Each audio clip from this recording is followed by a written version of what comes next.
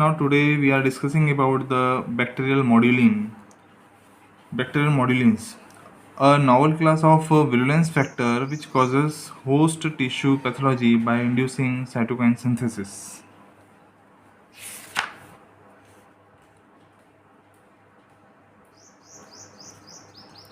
तो bacterial मॉड्यूलिन्स basically वो होते हैं जो साइटोकाइन सिंथेसिस करते हैं और पैथोलॉजी क्रिएट करते हैं होस्ट सेल में. ठीक है, अब इसके बारे में थोड़ा सा हम स्टडी करते हैं. अभी तक ये होता आ रहा था कि जितने भी gram positive gram negative bacteria हैं, तो वो gram positive gram negative bacteria different type के साइटोकाइन रिलीज़ करते हैं. कुछ ग्राम नेगेटिव बैक्टीरिया एंडोटॉक्सिन्स भी रिलीज़ करते हैं, और ये साइटोकाइंस हो सकते हैं जैसे इंटरल्यूकिन 1 है, इंटरल्यूकिन 6 है, ट्यूमर नेक्रोटिक फैक्टर अल्फ़ा है. तो इनका एक्शन ये रहता है कि ये साइटोकाइन रिलीज़ होने पर इसमें marked decrease in heart function होता है, लोअरिंग ऑफ ब्लड प्रेशर होता है, ब्लड प्रेशर लो हो जाता है, और blocking of vasculature of the major organs with leukocytes. तो ल्यूकोसाइट्स से बहुत सारे ऑर्गन्स के जो वेस्कुलेचर है वो ब्लॉक हो जाते हैं. तो साइटोकाइंस बेसिकली प्रोड्यूस होते हैं. अभी तक ये देखा गया है कि ग्राम नेगेटिव बैक्टीरिया से जो LPS वगैरह है इससे प्रोड्यूस होते हैं, यानी कि एंडोटॉक्सिन्स वगैरह से प्रोड्यूस होते हैं. तो अल्टीमेटली साइटोकाइंस के ज़्यादा आने से या बहुत ज़्यादा फ्लेयर अप होने से डेथ भी हो सकती है. इसके अलावा ये देखा गया है कि साइटोकाइंस एक्यूट फेस रिस्पॉन्स भी जनरेट करते हैं. Acute face response basically इनेट defence system का एक पार्ट है. एक्यूट फेस रिस्पॉन्स एक इनेट डिफेंस सिस्टम का पार्ट है.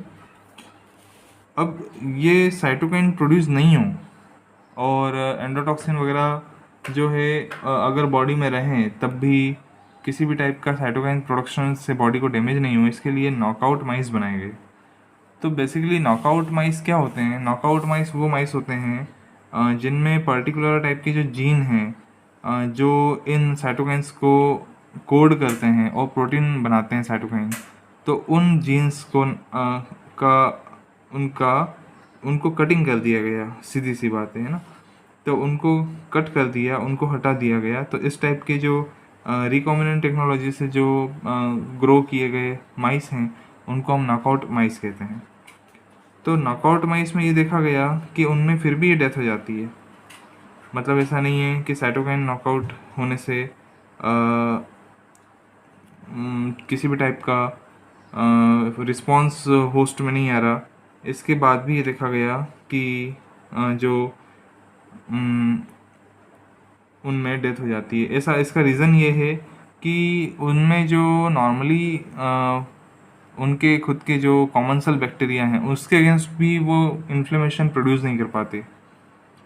तो अल्टीमेटली जो कॉमन सेल बैक्टीरिया हैं उनके अगेंस्ट भी कोई इनएप्रोप्रिएट रिस्पॉन्स ग्रो होता ही नहीं है, कोई रिस्पॉन्स ही नहीं आता और उनकी डेथ हो जाती है. ठीक है,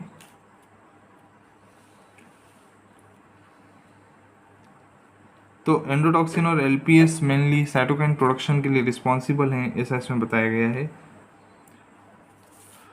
अब इसमें ये पैटर्न्स जो हैं बहुत इम्पॉर्टेंट है कि बैक्टीरिया अब एक होस्ट को किल करने के लिए, होस्ट सेल को इन्वेड करने के लिए एडहेसिन्स, इन्वेजिन्स, एग्रेसिन्स और इम्पेडिन्स प्रोड्यूस करती हैं.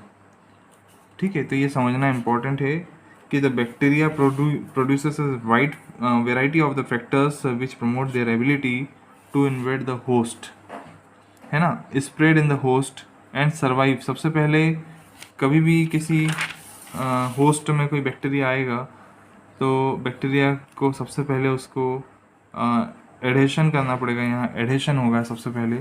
एडेशन होने के बाद में इन्वेजन होगा ताकि वो एक मेम्ब्रेन की परमेबिलिटी को चेक करके अंदर आ सके. तो ये इन्वेजन होता है.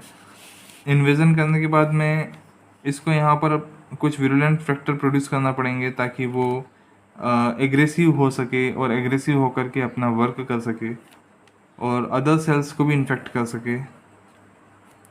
साथ में इसके अलावा कुछ ऐसे टॉक्सिन्स या कुछ ऐसे फैक्टर प्रोड्यूस करना पड़ेंगे जो कीमोटैक्टिक रिस्पांस ऑफ ल्यूकोसाइट्स वगैरह के जो ल्यूकोसाइट्स होते हैं, तो ल्यूकोसाइट्स के रिस्पांस को भी चेक कर सके या किसी भी टाइप के इम्यून सिस्टम को, इम्यून रिस्पांस को भी हटा सके। तो ये 4 टाइप के रिस्पांस हो गए। पहला हो गया एडेशन का, दूसरा होता है एडेशन के बाद में इन्वेजन का यानी कि एंट्री करने का, तीसरा हो गया एग्रेशंस का यानी कि सेल को भी डैमेज करना और अदर सेल में भी एंट्री करना, और चौथा हो गया कि अदर जो जो आउटर रिस्पांस है, इम्यून रिस्पांस है, उसको भी डैमेज करना या उसको भी ऑपरेट होने से रोकना। तो इसके लिए बैक्टीरिया ये 4 टाइप के प्रोटीन्स रिलीज़ करता है। तो इसको हम एक एक करके पढ़ते हैं। The adhesins are bacterial proteins which allow the bacterium to bind to a variety of cells. तो यहाँ पर देखिए, यहाँ जो है बैक्टीरिया उसकी सिर्फ बाइंडिंग हो रही है। तो पहला कंडीशन है ऐसे फैक्टर प्रोड्यूस करना जो बाइंडिंग करे, उसको एडहेसिन्स कहते हैं। ठीक है, उसको एडहेसिन्स कहते हैं। दूसरा क्या है? दूसरा है ये बाइंडिंग कहाँ होती है? मेनली एपिथेलियल में, है ना, एपिथेलियल सरफेस पे as the first step of entering the host, ताकि वो होस्ट में एंटर कर सके, फर्स्ट स्टेप है। दूसरा होता है invasins. Invasins are the bacterial protein which allow bacteria to enter eukaryotic cell. तो इंटर करने के लिए, बैक्टीरिया के अंदर इंटर करने के लिए, होस्ट के अंदर इंटर करने के लिए बैक्टीरिया इन्वेजिन्स प्रोडक्शन करते हैं। ठीक है, इन्वेजिन्स। Aggressins are the molecule such as toxins and proteases which damage the host or actively promote the spread of infection. तो ये जो एग्रेसिन्स हैं ये बेसिकली टॉक्सिन्स होते हैं और प्रोटीएजेस होते हैं। टॉक्सिन्स होते हैं और प्रोटीएजेस होते हैं। प्रोटीएजेस जो होता है वो एंजाइम है, टॉक्सिन्स भी जो होता है वो विरुलेंट फैक्टर है। तो ये एग्रेसिन्स क्या करते हैं? डैमेज दी होस्ट को डैमेज करते हैं या फिर actively promote the spread of infection. तो होस्ट को भी ये देखिए, यहाँ होस्ट को भी स्प्रेड हो रहा है यहाँ पे, तो होस्ट को भी डैमेज कर रहा है, साथ में अदर होस्ट सेल को भी डैमेज कर रहा है और इसके साथ में स्प्रेड भी हो रहा है इन्फेक्शन। अब चौथा है impedins. Impedins are the bacterial component which inhibit the operation of the host defence mechanism without actually doing any damage. तो ये इनहिबिट करते हैं होस्ट इम्यून सिस्टम को, जो इम्यून सिस्टम है, इम्यून सिस्टम को इनहिबिट करते हैं। Inhibit the operation of host defence mechanism, किसी भी टाइप के होस्ट डिफेंस मैकेनिज्म को इनहिबिट करते हैं कौन? इम्पेडिंस। ये याद रखना है। लेकिन फिर भी एक टर्म दिया गया, उसको हम कहते हैं मॉड्यूलिन। मॉड्यूलिन जनरली इन चारों टाइप के विरुलेंस फैक्टर से हटके है। इसमें क्या होता है कि एक ये समझ लीजिए 5वां टर्म आ गया कि अभी तक तो ये होता आ रहा था कि होस्ट सेल में कैसे एंट्री, कैसे अडेशन हो, कैसे उसमें इन्वेजन से इन्वेजन हो यानी कि एंट्री करने के लिए, फिर कैसे एग्रेसिन यानी कैसे स्प्रेड हो और कैसे होस्ट सेल को डैमेज करे, और चौथा ये है कि कैसे इम्यून सिस्टम को चेक करे, चौथा यानी कि इम्पेडेंस। लेकिन 5वां ये है कि वो कैसे उस सेल को मॉड्यूलेट करे, मतलब उस सेल को अपना बनाए ताकि वो अपने हिसाब से, बैक्टीरिया अपने हिसाब से होस्ट की मशीनरी का यूज़ कर सके। तो इस अपना बनाने के लिए इसको एक नया टर्म दिया है और वो दिया है टर्म मॉड्यूलिन। तो मॉड्यूलिन क्या होता है? With the understanding that such cytokine inducing component would modulate the cell activity. तो सेल एक्टिविटी को मॉड्यूलेट करने वाला भी होना चाहिए। With pathological consequences we have suggested the term modulins. तो ये 5वां टर्म रह गया। इसमें इसका मतलब ये होता है कि सेल को पैथोलॉजिकल कंसिक्वेंसेस के लिए पैथोलॉजिकल कंडीशन में साइटोकाइंस के थ्रू मॉड्यूलेट करना, इनको हम कहते हैं मॉड्यूलिन्स। तो यहाँ इस स्ट्रक्चर में हम बहुत अच्छे से समझ सकते हैं कि जो कोई बैक्टीरिया है वो मॉड्यूलिन प्रोड्यूस करेगा। तो मॉड्यूलिन का बेसिक वर्क ये रहता है कि वो सेल को मॉड्यूलेट करे, अपने हिसाब से उसको बनाए ताकि वो इसके अकॉर्डिंग काम करे। तो इसके लिए मॉड्यूलिन्स जो होता है बाइंड होता है CD14 से। ये याद रखना है, ये इम्पॉर्टेंट है, CD14 से बाइंड होता है। इसके अलावा मॉड्यूलिन जो होता है MSC सेकेंड क्लास से बाइंड होता है। इसके अलावा मॉड्यूलिन्स जो होता है वो इसको हम कहते हैं GPC, है ना, इसमें लिखा है GPC, G protein coupled, G protein coupled glycoprotein receptor. तो G protein coupled glycoprotein receptor से बाइंड होता है, ग्लाइकोप्रोटीन का ही रिसेप्टर है, जी प्रोटीन कपल्ड। और चौथा कुछ अदर रिसेप्टर से भी ये मॉड्यूलिन बाइंड होता है। तो फाइनली जब इसकी बाइंडिंग होती है विद द रिसेप्टर्स, तो ये क्या करता है, ये ऐसे जीन एक्सप्रेशन करवाता है होस्ट सेल के जो कि साइटोकाइन प्रोड्यूस करते हैं। अब इन साइटोकाइंस का एक्शन क्या रहेगा? साइटोकाइंस जो होता है ऑटोक्राइन एक्शन करता है, यानी खुद की ही सेल को एक्टिवेट करेगा। दूसरा ये पेराक्राइन एक्टिविटी होती है ना, यानी कि दूसरी सेल को एक्टिवेट करेगा। और जो तीसरा होता है वो होता है ऑटोक्राइन, पेराक्राइन, और एक ये यहाँ पर दिया हुआ है, बहुत अच्छा फिगर है, देखिए। ऑटोक्राइन खुद की सेल को एक्टिवेट करेगा, पेराक्राइन दूसरे की सेल को एक्टिवेट करेगा, और तीसरा होता है इंट्राक्राइन। यहाँ इंट्राक्राइन लिखा हुआ है, यानी कि खुद के ही सेल के अंदर के को एक्टिवेट करेगा। देखो यहाँ लिखा है इंट्राक्राइन विद इन द सेल, ये विद इन द सेल काम करता है। इंट्राक्राइन जो होता है विद इन द सेल काम करता है। पेराक्राइन जो पेराक्राइन होता है वो बिसाइड, यानी खुद के आसपास की जो सेल्स होती हैं उस पर काम करता है। और ऑटोक्राइन यानी कि सेल्फ स्टिमुलेशन करता है। ऑटोक्राइन का मतलब हो गया कि वो खुद का ही स्टिमुलेशन करता है। तो इसके अंदर ये 3 टाइप के क्राइन्स बताए हैं, ऑटोक्राइन, पेराक्राइन और इंट्राक्राइन। ठीक है, तो इस टाइप से मॉड्यूलिन जो होते हैं वर्क करते हैं। ये मॉड्यूलिन्स मोस्ट प्रोबेबली एंडोटॉक्सिन्स हो सकते हैं या फिर LPS हो सकते हैं। ठीक है, ये एग्जांपल्स हैं इसके। अब साइटोकाइंस की बायोलॉजी पे आते हैं। साइटोकाइंस क्या होते हैं बेसिकली, कैसे इसकी हिस्ट्री ये डेवलप हुए, क्या इसका पूरा हिस्ट्री है, वो हम देखते हैं कि एक्चुअल में इनिशियल फेज में 1948 में जब peritoneal exudate cell release a substance producing fever, सबसे पहले पायरोजन की स्टडी हुई कि आखिर किस टाइप से फीवर प्रोड्यूस होता है बॉडी में, और ये फीवर के लिए जो सब्सटेंस रिस्पॉन्सिबल होते हैं वो जो फीवर के सेंटर है, पायरोजन का जो सेंटर है उस पर एक्ट करते हैं ब्रेन में और फीवर कॉज करते हैं। तो ये जो पायरोजेनिक सब्सटेंस है, सबसे पहले peritoneal exudate cell release a substance producing fever. ऐसा पाया गया कि जो पेरिटोनियल में जो पेरिटोनियम होता है उसमें जो एक्सुडेट मिला था उससे फीवर प्रोड्यूस होता है। तो इस टाइप के पायरोजन को कहा गया उस समय ग्रेन्युलोसाइट पायरोजन। ठीक है, ग्रेन्युलोसाइट पायरोजन पेरिटोनियल से। फिर इसके बाद injection of endotoxin into rabbits induce A plasma protein inducing fever. तो जब एंडोटॉक्सिन डाला गया एक रेबिट में, तब ये देखा गया कि उसमें जो प्लाज्मा प्रोटीन है उसमें भी कुछ फीवर प्रोड्यूसिंग फैक्टर मिले हैं, पायरोजन मिले हैं। उसका नाम दे दिया गया उस समय एंडोजिनस पायरोजन। ठीक है, क्योंकि एंडोटॉक्सिन से था और वो एंडोजिनस रहा बॉडी में, तो एंडोजिनस। फिर तीसरा है material from leucocyte produces an acute phase response. तो ल्यूकोसाइट्स से एक्यूट फेज रिस्पॉन्स प्रोड्यूस हो रहा था। तो ऐसा कहा गया कि भाई पहले के जो 2 हैं वो तो चलो बैक्टीरियल ओरिजिन के हैं, पर तीसरा जो है वो है ल्यूकोसाइट। उसका नाम दे दिया गया 1969 में leucocyte endogenous mediator, LEM, leucocyte endogenous mediator. तो क्योंकि ये leucocyte acute phase protein release करता था। इसके बाद एक्टिविटी स्टिमुलेट्स लिम्फोसाइट प्रोलिफरेशन। तो कुछ ऐसे मीडिएटर आए जो लिम्फोसाइट का प्रोलिफरेशन कर रहे हैं, तो उसका नाम दे दिया लिम्फोसाइट एक्टिवेटिंग फैक्टर, LAF। ठीक है, इसके बाद में monocyte factor induces prostaglandin and collagenase synthesis.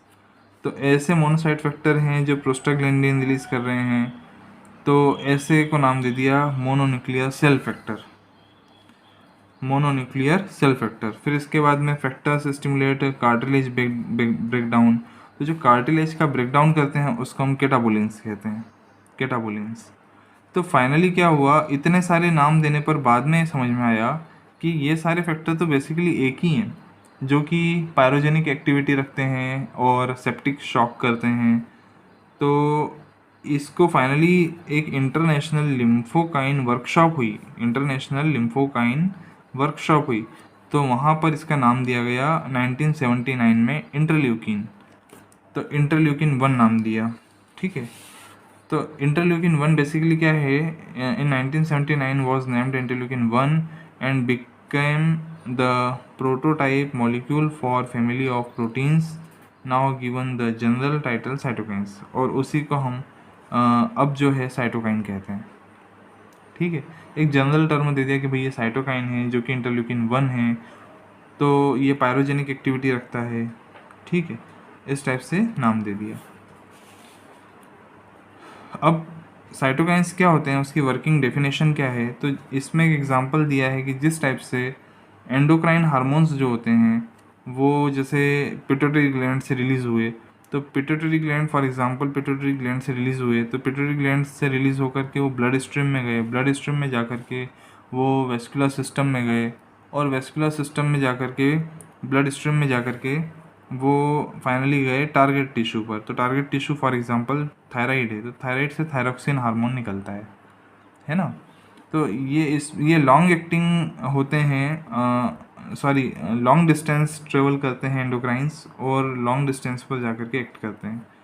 तो ये इस टाइप की जो एंडोक्राइंस हैं बेसिकली ये प्रोटीन्स हो सकते हैं, पेप्टाइड्स हो सकते हैं, या स्टेरॉइड्स हो सकते हैं, 3 चीज़ें हो सकती हैं। लेकिन in contrast cytokines are largely inducible proteins और glycoproteins with a molecular mass less than 5 kilodalton, which can be secreted by any cell in the body with the possible exception of erythrocyte, and which can bind to and activate a range of cells. LPS is able to induce most cell population to synthesize a range of cytokines. तो इन contrast cytokines क्या हो सकते हैं, ये basically inducible protein या फिर glycoprotein हो सकते हैं, और रिलीज़ होते हैं from a cell, host cell, जिसका मॉलिकुलर वेट 5 किलो डाल्टन से भी कम होता है ना। और ये सेल्स बॉडी के सेल्स से ही सिक्रेट होते हैं, और with the possible exception of erythrocyte, ये एरिथ्रोसाइट से सिक्रेट नहीं होते हैं, ये याद रखना है। आरबीसी से साइटोकाइन रिलीज नहीं होते हैं। Which can bind and activate a range of cells, जो कि सेल्स से बाइंड होते हैं और बहुत सारे सेल्स को एक्टिवेट करते हैं। लेकिन इसका जो एक्शन है, अनलाइक एंडोक्राइन हार्मोन जो कि बहुत लंबे डिस्टेंस को ट्रेवल कर सकते हैं, cytokines generally act as a local level, तो बहुत ज़्यादा दूर नहीं जाते हैं, छोटे लेवल पे ही काम करते हैं, अपने आसपास की सेल को या किसी पर्टिकुलर टिश्यू को ही एक्टिवेट करते हैं। और साइटोकाइंस एक्टिवेशन जो है with the help of LPS can induce the most of the population to synthesize range of cytokines, ठीक है, एलपीएस से इंड्यूस होते हैं। अब बायोलॉजिकल एक्शन जो है क्या है, साइटोकाइन जब रिलीज़ हो गया तो रिलीज़ होने के बाद साइटोकाइन क्या क्या कर सकते हैं, तो साइटोकाइंस में बेसिकली एंजाइमेटिक एक्टिविटी भी होती है, और ये बायोलॉजिकल इफेक्ट करते हैं विथ देयर हाई स्पेसिफिक होते हैं, बहुत ज़्यादा स्पेसिफिक होते हैं, हाई एफिनिटी रिसेप्टर होती है, मतलब इसके साथ जो रिसेप्टर इसके साथ जो जब बाइंड होता है तब उसकी एफिनिटी और रिसेप्टर बाइंडिंग एफिनिटी बहुत ज़्यादा होती है on the surface of target cell, inducing specific intracellular signalling, ये इंट्रासेलुलर सिग्नलिंग पाथवे एक्टिवेट करते हैं, है ना, eventually results in switching off a particular set of genes. तो ये कुछ जीन्स को एक्टिवेट करके जो सेल सिग्नलिंग है उसका काम भी करते हैं। तो इसका जो डायग्राम है वो बहुत अच्छा यहाँ दिया हुआ है कि साइटोकाइंस जो है सेल को एक्टिवेट करते हैं और सेल से ही रिलीज़ होते हैं, ऑटोक्राइन, एंडोक्राइन और इंट्राक्राइन एक्टिविटी होती है इसकी, पैराक्राइन एक्टिविटी होती है। फिर ये यहाँ से एपोप्टोसिस का काम भी करते हैं सेल का, जिस सेल की इनको रिक्वायरमेंट नहीं है, जहाँ से पर्टिकुलर साइटोकाइन प्रोड्यूस नहीं हो पा रहा है, जो इम्यून रिस्पॉन्स क्रिएट नहीं कर पा रहा है, उसका एपोप्टोसिस हो जाएगा, यानी कि सेल डेथ हो जाएगी। दूसरा डिफरेंशिएशन का काम करते हैं, सेल को एक्टिवेट करके डिफरेंशिएशन करेंगे। तीसरा प्रोलिफरेशन कराएंगे, तो नंबर ऑफ सेल्स को बढ़ाएंगे। अच्छा, ऐसा ही है कि इनिबिशन ऑफ प्रोलिफरेशन भी करते हैं। ऐसा नहीं है कि सारे साइटोकाइंस केवल प्रोलिफरेशन ही करते हैं, वो इनिबिशन ऑफ प्रोलिफरेशन भी करते हैं। साइटोकाइंस का काम होता है कि वो मेटाबॉलिक एक्टिवेशन करवाते हैं और डिफरेंट टाइप के जीन्स को एक्टिवेट करके मेटाबॉलिकली किसी भी सेल को एक्टिवेट करते हैं, और ल्यूकोसाइट्स को, केराटिनोसाइट्स को, ऑस्टियोब्लास्ट्स मतलब ल्यूकोसाइट्स का कीमोटेक्सिस भी करवाते हैं। ठीक है, ल्यूकोसाइट्स का कीमोटेक्सिस भी करवाते हैं। साइटोकाइंस इसके अलावा they can produce a multiple range of proteins, जैसे साइक्लोऑक्सीजनेस सेकेंड, इसको स्टिमुलेट करते हैं। Cyclooxygenase second proteolytic enzymes release करते हैं, और नाइट्रिक ऑक्साइड एनो सिंथेज होते हैं, ये नाइट्रिक ऑक्साइड सिंथेज होते हैं ये। इसके अलावा वेरियस एडिशन प्रोटीन्स भी, एडिशन रिसेप्टर भी ये बनाते हैं और ल्यूकोसाइड का माइग्रेशन करते हैं। ठीक है, तो ये देखा गया है कि बहुत कम क्वांटिटी का साइटोकाइंस, लगभग 10⁻⁹ से लेकर 10⁻15 पर मोल जो है इसकी एफिनिटी होती है, एक्सट्रीमली बाइंड होते हैं, और बहुत कम अमाउंट में साइटोकाइंस जो होता है बायोलॉजिकल इफेक्ट प्रोड्यूस करते हैं। अब साइटोकाइंस के नॉमेनक्लेचर पे आते हैं। साइटोकाइंस बेसिकली 6 फैमिली में डिवाइड किया गया है। तो ये 6 फैमिली कौन कौन सी है, ये याद रखना है। जैसे सबसे पहले इंटरल्यूकिन, साइटोकाइंस में पहली फैमिली आती है इंटरल्यूकिन। इंटरल्यूकिन जो है इंटरल्यूकिन 1 से लेकर इंटरल्यूकिन 2, इंटरल्यूकिन 3, इंटरल्यूकिन 4, ये 16 तक होते हैं, इंटरल्यूकिन 16 तक। इसके बाद साइटोटॉक्सिक साइटोकाइंस होते हैं जो कि सेल की डेथ करते हैं। तो ये वाले होते हैं ट्यूमर नेक्रोटिक फैक्टर अल्फ़ा और ट्यूमर नेक्रोटिक फैक्टर बीटा। फिर कॉलोनी स्टिमुलेटिंग फैक्टर होते हैं जो कॉलोनी को स्टिमुलेट करते हैं, ये होते हैं इंटरल्यूकिन 3, GCSF है ना, उसके बाद MCSF, फिर GMCSF, GCSF, MCSF, GMCSF। वाह यार, कितनी बढ़िया बात है। इसके बाद इंटरफेरॉन्स होते हैं ये। तो इंटरफेरॉन जैसे interferon alpha, interferon beta, interferon gamma होते हैं, है ना, ये अगली फैमिली है। फिर ग्रोथ फैक्टर्स होते हैं। तो ग्रोथ फैक्टर्स जैसे प्लेटलेट डिराइव्ड ग्रोथ फैक्टर्स, जो प्लेटलेट को की ग्रो करवाते हैं, है ना, ग्रोथ फैक्टर्स हो गए। फिर कीमोकाइंस होते हैं। कीमोकाइंस में जैसे इंटरल्यूकिन 8 है, तो इंटरल्यूकिन 8 जो होता है वो कीमोकाइन होता है ना। अब ऐसा देखा गया है, पहले इसको इंटरल्यूकिन क्यों कहते थे? इंटरल्यूकिन मतलब होता था, इंटरल्यूकिन शब्द का मतलब होता था बिटवीन ल्यूकोसाइट्स। लेकिन ऐसा नहीं है कि केवल ये ल्यूकोसाइट्स से ही रिलीज हो रहे हैं। अब ये पाया गया है कि ये ल्यूकोसाइट्स के अलावा केराटिनोसाइट्स से, ऑस्टियोब्लास्ट से और फाइब्रोब्लास्ट से भी रिलीज होते हैं। ठीक है, अब ऐसा भी इसको आप नहीं समझें कि जो इसका नाम दे दिया है साइटोकाइन का, वही नाम के बेसिस पे काम करता है। जैसे पहले देखा गया था कि ट्यूमर नेक्रोटिक फैक्टर अल्फ़ा जो है वो बेसिकली ट्यूमर का नेक्रोसिस कर रहा है, लेकिन ऐसा नहीं है। ये नेक्रोसिस में अब हेल्प ही नहीं करता। ये साइटोटॉक्सिक होता है लेकिन नेक्रोसिस में हेल्प नहीं कर रहा है। इसके अलावा ये देखा गया कि ट्रांसफॉर्मिंग ग्रोथ फैक्टर बीटा जो है वो ग्रोथ को प्रमोट कर रहा है, लेकिन ऐसा नहीं है। अब ये पाया गया है कि ये कभी मतलब एपिथेलियल सेल डिवीज़न का इनहिबिटर भी है। ठीक है, एपिथेलियल सेल डिवीज़न को इनहिबिट भी करता है ये ट्यूमर नेक्रोटिक फैक्टर बीटा। तो इनके नाम के अकॉर्डिंग इनको रखना बड़ा मुश्किल हो गया। तो इसीलिए जो साइटोकाइंस हैं उनका इनके नाम के अकॉर्डिंग वर्क नहीं मान करके they bind to a specific receptor, और उन रिसेप्टर के बेसिस पर इनका जो इंट्रासेलुलर सिग्नलिंग पाथवे है वो सेम होने से, कॉमन इंट्रासेलुलर सिग्नलिंग पाथवे होने से, उसके अकॉर्डिंग फिर इनका नॉमेनक्लेचर किया गया है ना। तो मतलब एक तो रिसेप्टर बाइंडिंग के बेसिस पर logical grouping of the cytokine is based on type of receptor they bind, because they define to some extent common intracellular signalling pathway. तो जिन जिन साइटोकाइंस के कॉमन इंट्रासेलुलर सिग्नलिंग पाथवे थे और particular receptor से binding होती थी, उस बेसिस पर फिर इनका नॉमेनक्लेचर किया गया है।